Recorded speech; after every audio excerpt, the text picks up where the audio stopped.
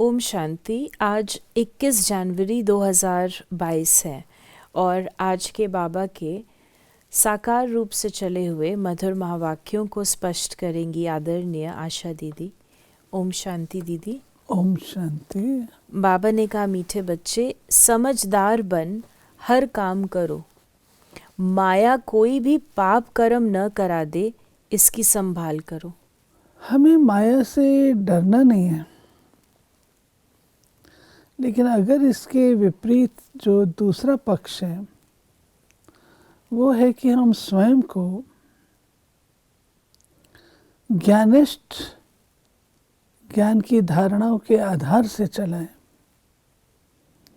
जब ज्ञान के आधार से हम अपने आप को चलाते हैं तो माया की कोई मार्जिन नहीं होती है। लेकिन चलते चलते कहीं ना कहीं पर हमारा थोड़ा सा कुछ ना कुछ पक्ष लूज हो जाता है, चाहे वो मर्यादा का हो, चाहे वो पढ़ाई का कहो, स्वभाव संस्कार का कहो, याद का कहो, कोई ना कोई पक्ष लूज होता है, तब माया आती है। इसलिए हमको माया से डरना नहीं है, लेकिन अपना जो ये रूप है, हमारा असली स्वरूप है, उस पर अटेंशन देना। प्रश्न है, बाप का नाम बाला करने के लिए कौन सी धारणाएं चाहिए? नाम बाला करने के लिए ईमानदार, वफादार बनो, सच्चाई के साथ सेवा करो, बहती गंगा बन सबको बाप का संदेश देते जाओ, अपनी कर्मेंद्रियों पर पूरा कंट्रोल रख, आशाओं को छोड़, कायदे से चलन चलो, सुस्त नहीं बनो, ज्ञान योग की पहले खुद में धारणा हो, तब बाप का नाम बाला कर सकेंगे। राइट, बहुत सारी बातें बताई। गीत है आज के इंसान को। ओम शांति। बहुत अच्छा गीत है। आज के इस इंसान को ये क्या हो गया, कहाँ पुराना प्यार इसका खो गया। यह है भारत की आज की हालत। एक गीत में भारत की गिरी हुई हालत दिखाई है, दूसरे गीत में फिर भारत की महिमा भी करते हैं। दुनिया इन बातों को नहीं जानती। तुम बच्चों में भी कोई तो इन बातों को समझते हैं कि भारत ही 100% समझदार था और अब 100% बेसमझ है। 100% समझदार 2500 वर्ष रहता है, फिर पूरा बेसमझ बन पड़ता है। बाबा ने कहा कि बच्चे लिखते हैं, बाबा ने कहा कि माया वार ऐसा करती है जो पता भी नहीं पड़ता, काम का भी सेमी नशा आता है। बच्चे लिखते हैं, बाबा तूफान आते हैं, काम का तूफान कम नहीं है, बहुत प्रकार का नशा माथा गरम कर देता है। प्यार भी देह का ऐसा होता है जिसमें बुद्धि जाती है। योग न रहने से, अवस्था कच्ची होने से फिर उनका नुकसान बहुत होता है। नहीं, सब बातों का सार बाबा ने बताया कि बाबा से योग युक्त बुद्धि अगर नहीं है, बाबा से तार जुड़ी हुई नहीं है, बाबा की पढ़ाई पर अटेंशन नहीं है, तो फिर माया का वार होगा। फिर बाबा ने कहा कि बड़े कड़े तूफान है।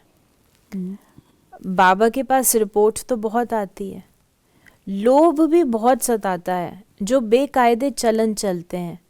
जैसे वो सन्यासी लोग होते हैं, तुम भी सन्यासी हो। वो है हठ योगी, तुम हो राजयोगी। उनमें भी नंबरवार होते हैं।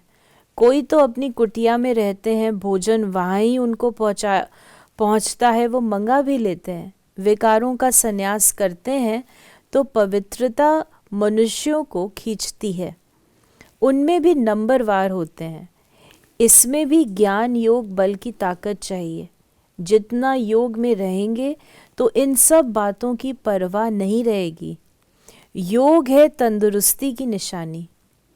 भल पुराने विकर्मों की भोगना तो भोगनी पड़ती है, फिर भी योग पर आधार है। ऐसे नहीं फलानी चीज चाहिए। सन्यासी लोग मांगते नहीं, सन्यासी लोग मांगते नहीं। हाँ। योग का बल रहता है। तत्व योगी में ताकत है। ये बाबा ने जो हम बच्चों को बात की, उसके बाद बाबा ने उनकी बात कही है बाबा कहते हैं जब योग होता है ना तो योग में शक्ति है। योग में आपको किसी भी चीज़ की आवश्यकता महसूस नहीं होती है, क्योंकि योग भरपूर कर देता है।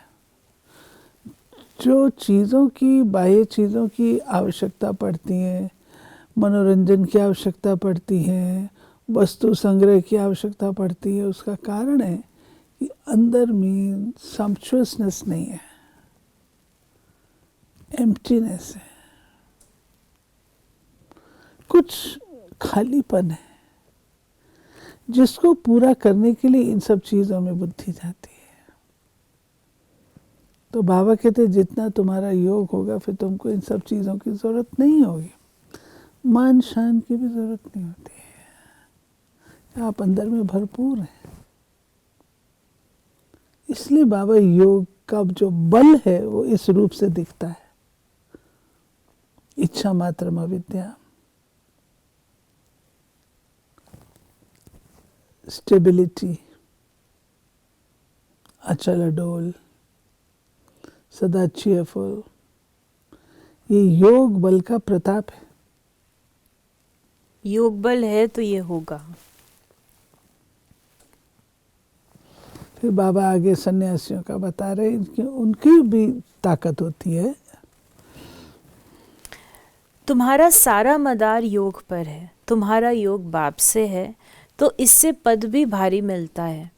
तुम्हारे देवी देवता धर्म में बहुत सुख है, उसके लिए तुमको श्रीमत मिलती है। उनको कोई ईश्वरीय मत नहीं मिलती, तुमको ईश्वर आकर मत देते हैं। कितना भारी वर्षा मिलता है, 21 जन्मों की प्राप्ति है। बाबा कहते देखो वो लोग तो जाके तत्व योगी परम धाम में जाके बैठ जाएंगे, लेकिन तुम जो मुझे याद करते हो, तो अब आप देखिए उनके याद करें हमारे याद करने में फ़र्क होता है। वे परमात्मा को ज्ञान का सागर, प्रेम का सागर, पवित्रता का सागर, सुख का सागर ऐसे नहीं याद करते हैं। वो ब्रह्म ही ब्रह्म है, सब तरफ ये ज्योति बिंदु निराकार ही निराकार, तो उनको प्राप्ति भी वही होती है। हम जब याद करते हैं बाबा को इस सब चीज़ों से, तो हमको फिर वो सब चीज़ें उपलब्ध होती हैं, पवित्रता, सुख, शांति, वो सत्य की दुनिया में होती है। तो उनके हर चीज़ अलग होने के कारण से बाबा कहते हैं कि उनको उसी अनुरूप मैं प्राप्ति कराता हूँ, और तुम बच्चों को तुम्हारे अनुरूप से प्राप्ति कराता हूँ। योग पूरा रहे तो ये लोभ मोह आदि विकार सताए नहीं, बहुतों को सताते हैं। ये चाहिए, ये चाहिए। पक्के सन्यासियों में ये नहीं होता है, एक खिड़की से जो मिले वो लिया। जिनका कर्म इंद्रियों पर पूरा कंट्रोल रहता है वो फिर दूसरी चीज़ कभी नहीं लेंगे। कोई तो वो फिर दूसरी चीज़ कभी नहीं लेंगे, कोई तो ले लेते हैं। यहाँ भी ऐसे हैं।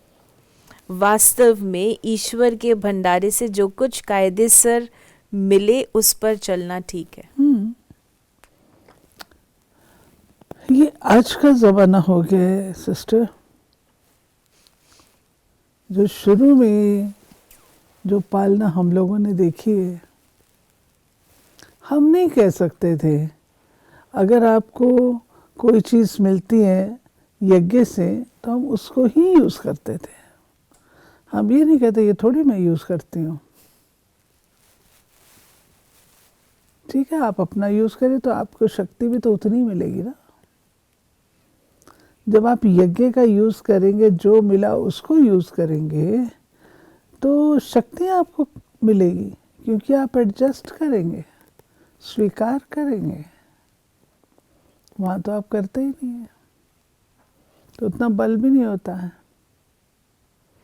इसीलिए ईश्वरीय पालना का कहाँ पर। अब दादी चंद्रमणि गई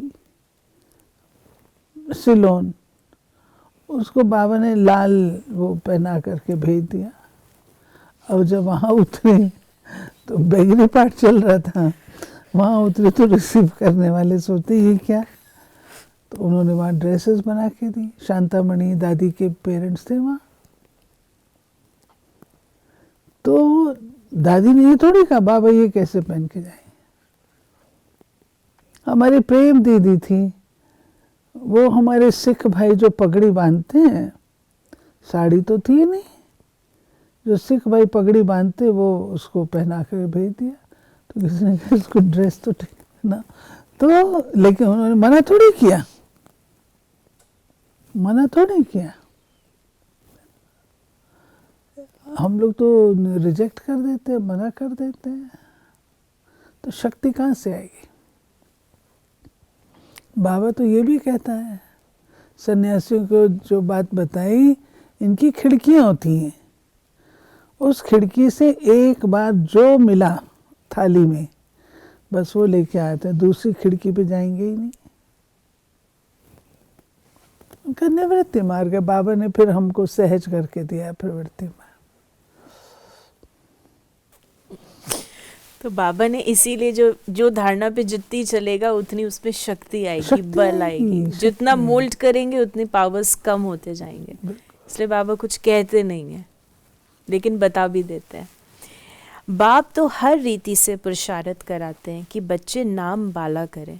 एक तो योग में रहना है और ज्ञान धारण कर औरों को कराना है। बाबा ने कहा कि किसको तीर नहीं लगता क्योंकि कुछ न कुछ खामियां हैं। सर्विस तो अता है, मनुष्यों को शमशान में फुर्सत रहती है। बच्चे समझदार हों, सर्विस का शौक हो, कोई विकार न हो तो जाकर समझा सकते हैं। तुम्हें समझाना है कि एक बाप को याद करो जिससे ही फल अर्थात वर्षा मिल सकता है।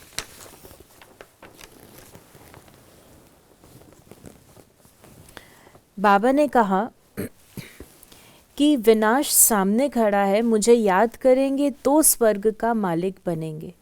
पवित्र तो रहना है, निमंत्रण तो देना होता है। दिन प्रतिदिन पॉइंट्स सहज कर दी जाती हैं। आज बाबा ने शमशान की बात कही है कि बड़े बड़े शहरों में शमशान में बहुत आते हैं, शमशान में सर्विस बहुत हो सकती है। बच्चे कहते हैं हमको फुर्सत नहीं, अच्छा छुट्टी लेकर जाओ, सर्विस में बहुत फ़ायदा है। विनाश तो होना ही है, अर्थक्वेक आदि होंगे, सभी डैम्स आदि फट पड़ेंगे, आफतें तो बहुत आने वाली हैं। जिनको ज्ञान होगा वो तो डांस करते रहेंगे। जो सर्विसेबल बच्चे हैं वो ही पिछाड़ी में हनुमान मिसल स्थिरियम रह सकेंगे। कोई तो ऐसे भी हैं जो बम की आवाज़ से ही मर जाएंगे। हनुमान एक का मिसाल है, परंतु 108 तो ऐसे ताकतवान होंगे ना। बाबा पढ़ाता है तो बच्चे भी तो पढ़ने वाले लायक होंगे ज़रूर ना, जिनको भगवान पढ़ाता है। नहीं तो भगवान ऐसे लोगों को थोड़ी बैठ के पढ़ाता रहेगा। ज़रूर कोई ऐसे शक्तिशाली बच्चे निकलते हैं, 108 विजय माला के मण के निकलते हैं, जो हर प्रकार की परिस्थिति प्रॉब्लम का सामना करते हैं, पास विद ऑनर्स होते हैं। बाबा ने कहा कि बाप कहते हैं मामेकम याद करो, सर्विस तो बहुत है, परंतु खुद ही कोई देह अभिमानी होगा तो किसको तीर लगेगा नहीं। बाप के साथ सच्चा रहना है, ऐसे नहीं मित्र संबंधियों को याद करते रहें, ये चाहिए वो चाहिए, तुमको मांगना कुछ भी नहीं। आज बाबा ने बार बार इसके ऊपर भी हमारी अटेंशन खिंचवाई। तुम कोई से कुछ ले नहीं सकते हो, किसके हाथ का खा नहीं सकते हो। हम अपने हाथ से बनाकर खाते हैं, अपने हाथ का बनाकर खाने से ताकत बहुत आएगी, परंतु इतनी मेहनत कोई करते नहीं है। बाबा ने कहा देह ही अभिमानी अवस्था जमाने के लिए बड़ी मेहनत चाहिए। प्रजा में आना कोई बड़ी बात नहीं है, बड़ी मेहनत है विश्व का मालिक बनना। ऊंच पद है।